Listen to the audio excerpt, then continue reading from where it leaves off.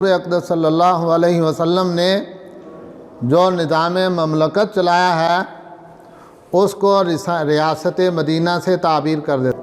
اللہ تبارک و تعالیٰ کا کروڑہ فضل احسان اور انعام ہے کہ اللہ تبارک و تعالیٰ نے ہمیں کامل اور مکمل دین عطا فرمایا ہے۔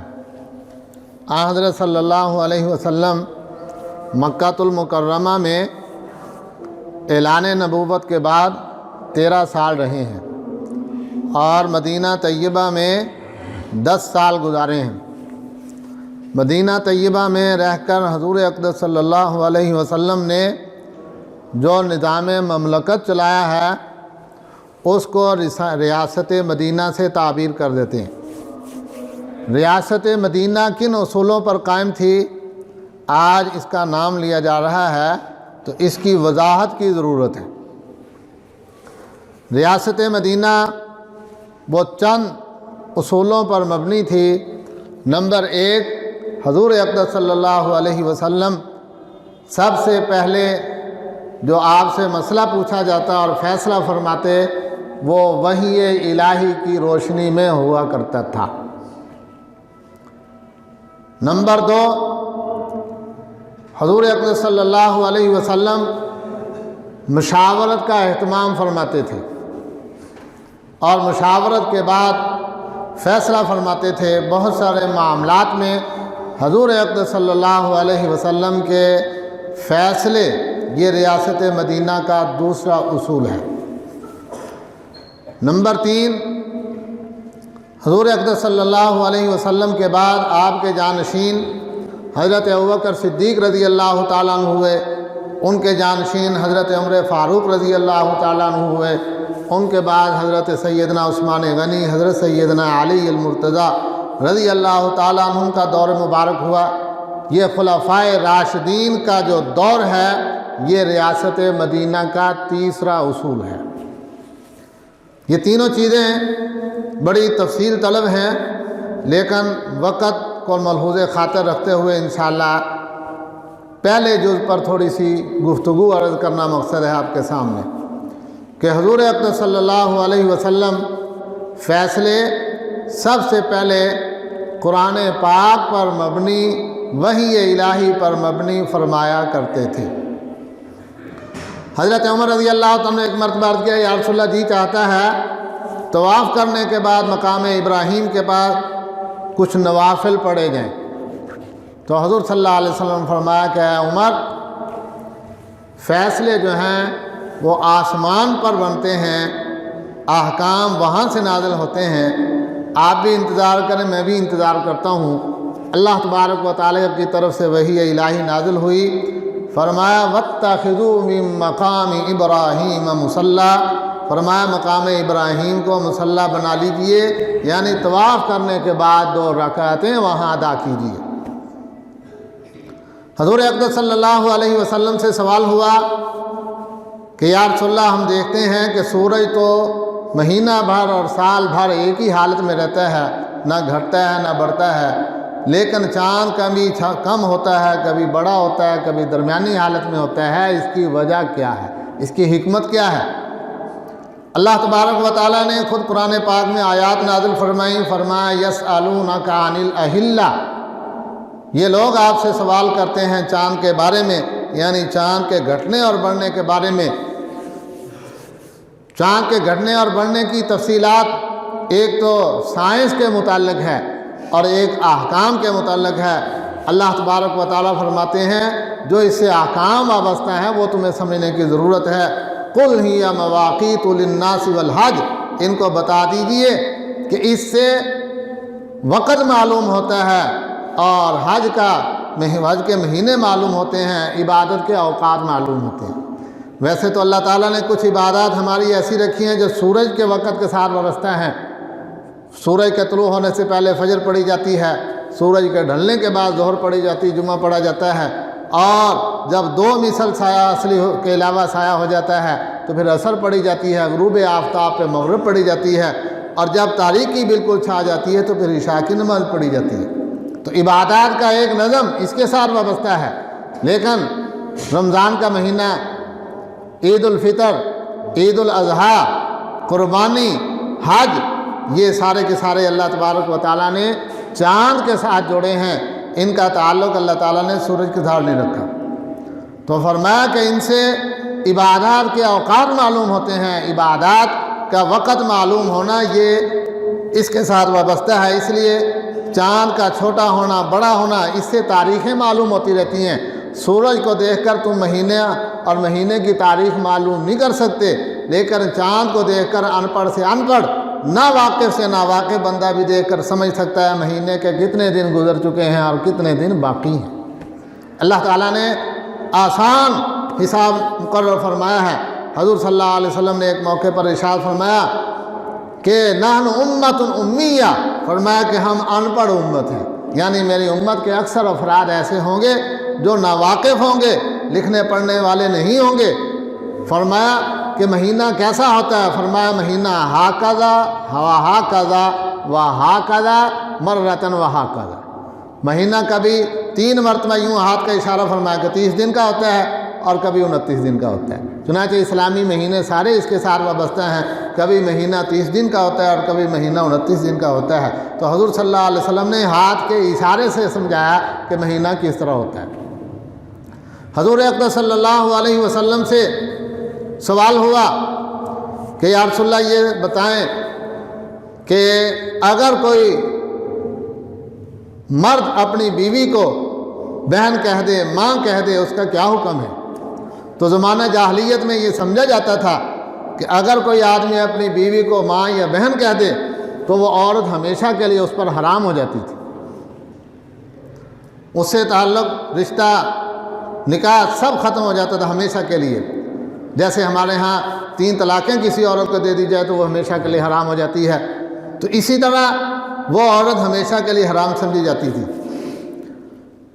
حضور اقدس صلی اللہ علیہ وسلم کے پاس ایک عورت غالباً حضرت خولہ بنت حکیم رضی اللہ تعالیٰ عنہ حاضر ہوئیں اور کیا یا رسول اللہ میرے خاوند نے مجھے اس طرح کے الفاظ کہہ دیے ہیں، اب میرے لیے کیا حکم ہے؟ تو حضور صلی اللہ علیہ وسلم نے جو پرانا اصول چلا رہا تھا تو فرمایا کہ بظاہر یوں لگتا ہے کہ جو حکم پہلے سے چلا رہا وہی ہوگا۔ اس پر وہ عورت کہنے لگی کہ یا رسول اللہ میرا کیا بنے گا، میرے بچوں کا کیا بنے گا، میری بچیوں کا کیا بنے گا، میں کہاں جا کے زندگی گزاروں گی؟ تو یہ بات کر ہی رہی تھی، اللہ تبارک و تعالیٰ کی طرف سے 28ویں پارے کی ابتدائی آیات نازل ہوگی۔ فرمایا قد سمع اللہ قول التی تجادلک فی زوجہا وتشتکی الی اللہ واللہ یسمع تحاورکما ان اللہ سمیع بصیر۔ فرمایا کہ تحقیق اللہ تعالیٰ نے سن لی اس عورت کی بات جو آپ سے جھگڑا کر رہی تھی، اپنے خاوند کے بارے میں تفصیل پوچھ رہی تھی، اور آپ نے بتایا کہ اب تو تمہارے لیے ان سے علیحدگی کا فیصلہ بظاہر معلوم ہوتا ہے۔ تو اللہ تبارک و تعالیٰ فرماتے ہیں کہ اللہ نے 7 آسمانوں کے اوپر اس عورت کی بات سن لی جو آپ سے گفتگو کر رہی تھی۔ واللہ یسمع تحاورکما، تحاورکما کہتے ہیں گفتگو کو، اللہ نے تم دونوں کی گفتگو سن لی ہے، جو اس نے سوال کیا اور جو آپ نے جواب دیا، اللہ نے دونوں کو سن لیا ہے۔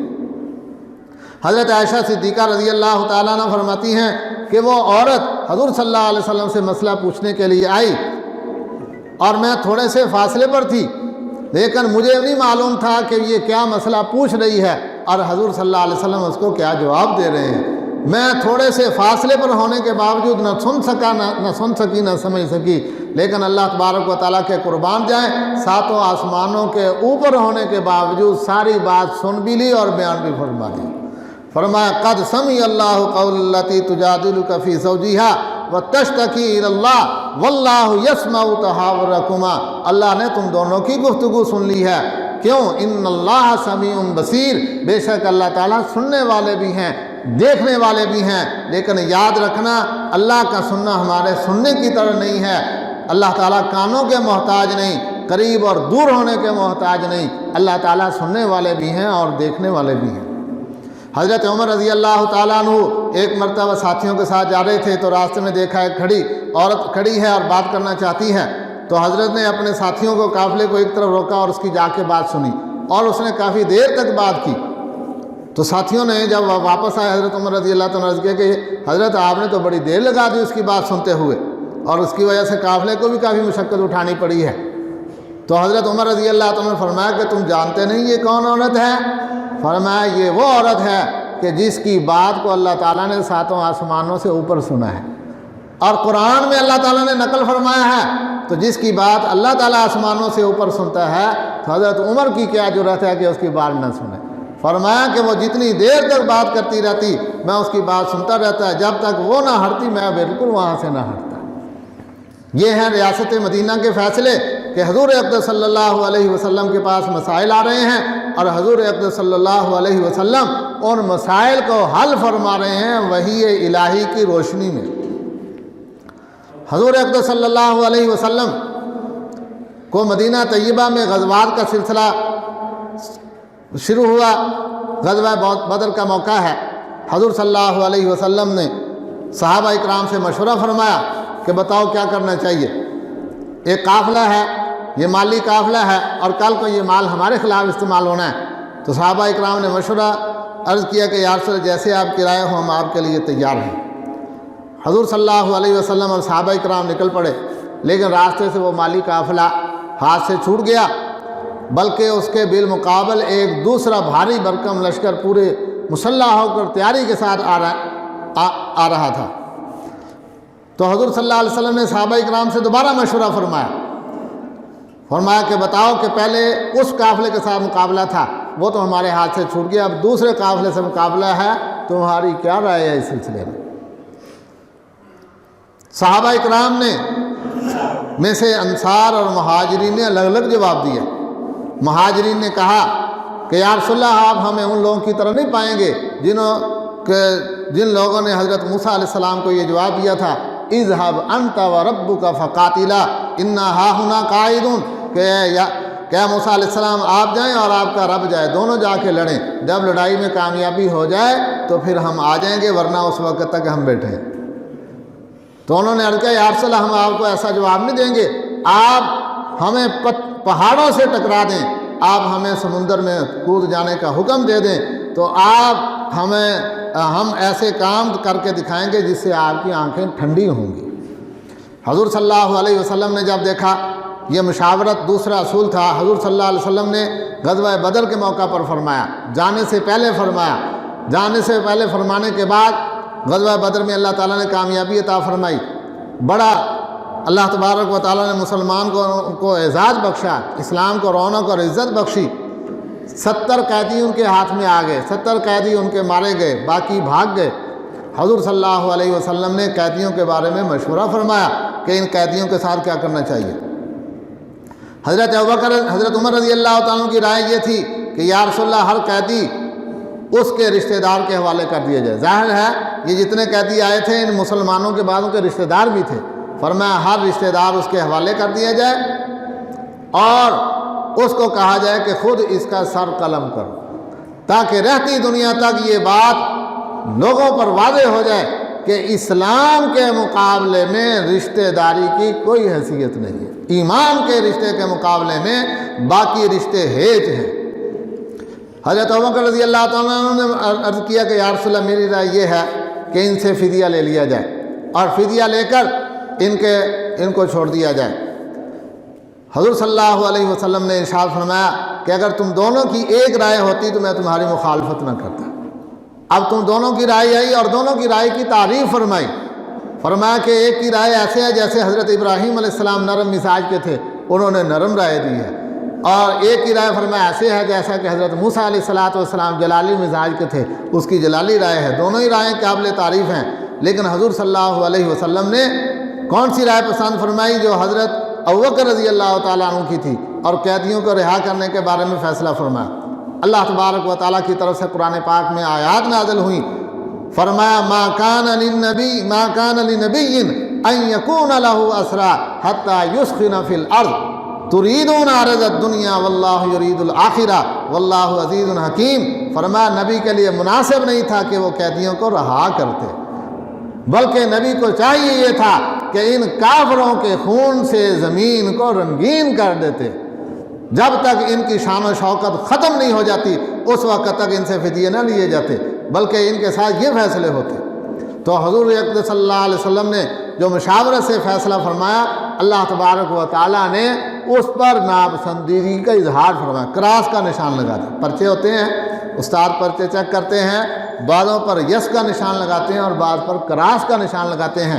کراس کا نشان لگانے کا مطلب یہ ہوتا ہے کہ یہ فیصلہ ٹھیک نہیں ہے، اور یس کا لگانے کا مطلب یہ ہوتا ہے کہ یہ سوال بالکل صحیح ہے۔ حضور اقدس صلی اللہ علیہ وسلم کے 10 سال کے عرصے میں جو فیصلے ہوئے ہیں، قرآن پاک میں اکثر فیصلوں پر اللہ نے صاد فرمایا ہے۔